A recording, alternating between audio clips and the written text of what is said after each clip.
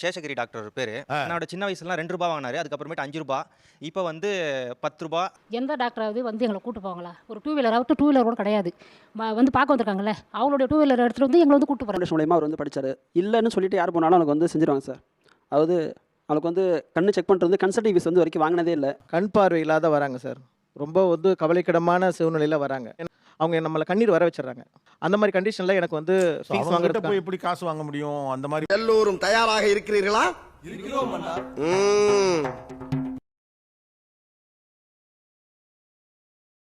இந்த ஷோக்கே தலைப்பு எப்படி வச்சிருக்கோம்னா தர்மதுரை டாக்டர்ஸ் மற்றும் பொதுமக்கள் அப்படின்னு வச்சிருக்கோம். அதான் எல்லாரும் வந்தாச்சுல, சட்டுப்புட்டுன்னு பேசி முடிச்சு விட்டு மழை தண்ணி வர்றதுக்குள்ள வீட்டு பக்கம் போய் சேர்ற வழியை பாருங்க. உங்க டாக்டர் எப்படிப்பட்டவர் நீங்க சொல்லலாம். உங்க டாக்டர் எப்படிப்பட்டவர்? தாம்பரத்தில் சேஷகிரி டாக்டர் ஒரு பேரு. என்னோட சின்ன வயசுலாம் ₹2 வாங்கினாரு. அதுக்கப்புறமேட்டு ₹5. என்னடா செல்லம் குழப்புற? உண்மைதான் ஜாக்கி. மார்க் சொன்னத முதல்ல நானும் நம்பல. இப்போ வந்து ₹10 அப்படி இல்லைனா வந்து கொடுக்கறத கொடுங்க அப்படின்ற மாதிரி போயிடுவாரு. அதே மாதிரி வாரத்தில் ஒரு நாள் ஃப்ரீயாகவே எல்லாருக்குமே அந்த ₹10 கூட வாங்க மாட்டார். உங்களை மாதிரி மனுஷன்லாம் இருக்கனாலதான் கொஞ்சமாச்சும் மழை பெய்யுது. என்ன மனுஷன்? போயிட்டு உள்ள போயிட்டு வந்தாலே நம்மளுக்கு சரியாயிட்ட மாதிரி தான் இருக்கும். மாத்திரை போறதெல்லாம் செகண்டரி மாதிரி தான் எனக்கு அவரை தோணும். பார்த்தாலே சரியான அந்த மனுஷனை போய் பார்த்தாலே போதும்பா. என்ன வயசு அவருக்கு இப்ப? இப்போ 85+ ஆயிடுச்சு. ஆனா இன்னமும் சர்வீஸ் பண்றாரு. இன்னைக்கும் பண்ணிட்டு தான் இருக்காரு. இன்னைக்கும் பண்றாரு. அதுல வாரத்தில் ஒரு நாள் காசு கூட வாங்க மாட்டார்.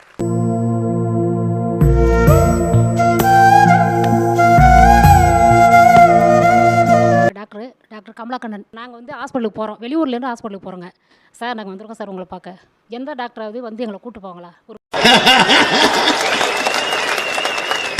வாய்ப்பில்லை ராஜா, வாய்ப்பு கிடையாது. டூ வீலர் ஆகட்டும், டூ வீலர் கூட கிடையாது. வந்து பார்க்க வந்திருக்காங்கல்ல, அவங்களுடைய டூ வீலர் எடுத்துகிட்டு வந்து எங்களை வந்து கூட்டு போகிறாரு. ஒரு உன்னை உங்க அம்மா அப்பா நல்லா வளர்த்துருக்கா. மரியாதையும் நாகரிகமும் தெரிஞ்சிருக்கு உனக்கு. கமலாக்கண்ணன் நாங்கள் உட்காந்துருக்காரு பாருங்க. ஓ இன்னும் இவ்வளோ சின்ன பையனா இருக்கீங்க. வாழப்பாடியா? அட பாவி, ஆளை பார்த்தா டம்மி பீஸா இருக்க, பயங்கரமான ஆளா இருக்கேடா. பைசாவே வாங்குற வேலை கிடையாது. நாமளாக கொடுத்தா சரி, கொடுக்கறதான் வாங்கிப்பாரா? ஆமாம் கொடுக்குறத வாங்கிப்பாரு, இல்லைனாலும் விட்டுருவார் சார். கேட்க மாட்டார். என்னையா காசு காசு காசு பணம் படப்புவாங்கயா நீங்களும் உங்க காசு என்னையா கோடி கோடியா சேர்த்து வச்சு எங்கேயா கொண்டு போக போறீங்க? ஒரு 500 மீட்டர் நடந்து வர முடியல. ஸோ அதனால உடனே கால் பண்ணாங்க. நான் போய் கூட்டிட்டு வந்து அவங்களுக்கான வைத்தியம் பார்த்துட்டு மறுபடியும் நம்மளே போய் கூட்டு வந்துருவோம். ஆமாம், ஆலம்பிலாம் இல்லை, டாக்டரை போய் கூட்டி விட்டீங்க.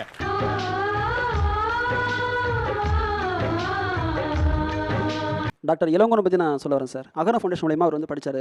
இல்லைன்னு சொல்லிட்டு யார் போனாலும் அவனுக்கு வந்து செஞ்சுருவாங்க சார். அதாவது அவனுக்கு வந்து கண்ணு செக் பண்ணுறது வந்து கன்சல்டிங் ஃபீஸ் வந்து வரைக்கும் வாங்கினதே இல்லை. ஒத்துக்கிட மனசு இல்லைனாலும் அதான் நேசம். நாட்டு மருந்து போடுறது மாத்திரைக்கு எதுக்கும் வந்து பே பண்ண மாட்டாங்க. அப்படியே மெடிக்கல் போனாலும் அவங்க காசு கொடுக்க வேணாம்னு சொல்லுவாங்க சார் ஃபோன் பண்ணி. பட் எப்படி அது உங்களுக்கு சாத்தியப்படுது? என்னுடையது என்ன, என் மக்களுக்கு நல்லது.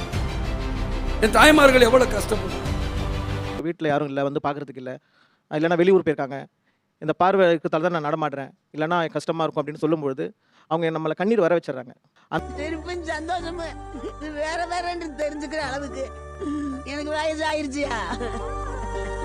அந்த மாதிரி கண்டிஷனில் எனக்கு வந்து ஃபீஸ் வாங்குறதுக்கு போய் எப்படி காசு வாங்க முடியும்? அந்த மாதிரி நிச்சயமா சார், நிச்சயமா சார். என்ன நல்லா இருப்படா போடா, உன்னெல்லாம் ஒன்றும் பண்ண முடியாது.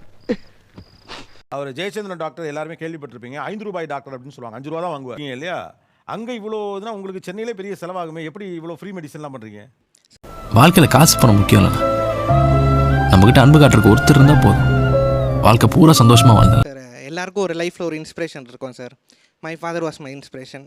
ஸோ என்ன பெரிய ஹீரோவா? தாமாடா, எல்லா அப்பனும் தான் பிள்ளைக்கு ஹீரோ தான்டா. என்ன தான் கார்பரேட் செக்டர்ஸில் எனக்குன்னு என் பேஷண்ட்டை நான் அமிச்சேன்னா எங்கள் அப்பா பேருன்னு அந்த ப்ரிஸ்கிரிப்ஷன் பார்த்தாலே அதுக்கு எல்லா இதுலேயும் மேஜர் எல்லா மருத்துவ செலவுலையும் கம்மி பண்ணி ஒரு டிஸ்கவுண்ட் போட்டு கொடுத்து முடிஞ்ச அளவுக்கு வேல்வ் ரீப்ளேஸ்மெண்ட்ஸ்லாம் ஃப்ரீயாகவே பண்ணி கொடுத்துருக்காங்க. லிவர் டிரான்ஸ்பிளான்ட் ஃப்ரீயாக பண்ணி கொடுத்துருக்காங்க. யார் கொடுத்த?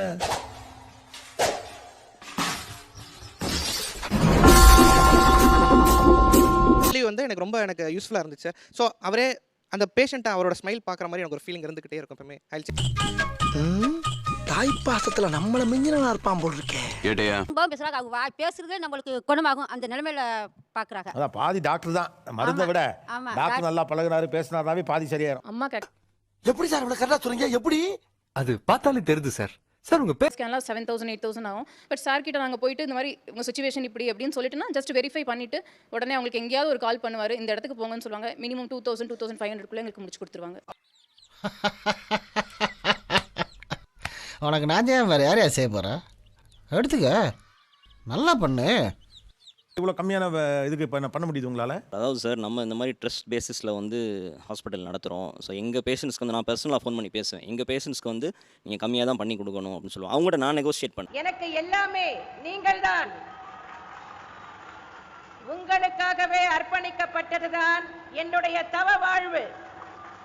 பிரபாகர், எனக்கு என்னன்னா பல லட்சங்கள் செலவாகிறத இங்கே 2-3 பேர் இதை சொல்கிறாங்க. பல லட்சங்கள் செலவாகிறத 30,000 பண்ணிட்டாரு. எப்படின்னு எங்களுக்கு தெரியாம எப்ப என்ன பண்ண? நம்ம கூட இருக்கிறவங்கள நாம பார்த்துக்கிட்டா நமக்கு மேலே இருக்கிறவன் நம்மளை பார்த்துக்குவான். வந்து என்ன, எங்கள் அப்பா வந்து ஒரு சொன்னார், இந்த தொழில் யாருக்கும் கிடைக்காத சாமி, உனக்கு கிடைச்சிருக்கு, அதுக்கு தகுந்த இல்லாதவங்களுக்கு நல்லது செய்யனாரு. ஒரு நாளைக்கு மினிமம் வந்து ஒரு 20 to 30 பேஷண்ட் வந்து ஃபீஸ் வாங்க மாட்டேன். மக்களால் நான், மக்களுக்காகவே நான், அதாவது உங்களால் நான், உங்களுக்காகவே நான். இப்போ நான் பண்ணுறது எல்லாமே வந்து ரொம்ப இல்லாதப்பட்டவங்க. இதெல்லாம் ஒன்றும் இல்லை, உண்மையிலே இங்கே வந்து உட்காந்து அவங்க சாப்பாடை பார்த்தா நமக்கே பக்குங்க. அதையெல்லாம் பார்த்து நம்ம காசு வாங்கணும்னு ஆசை இருக்காது.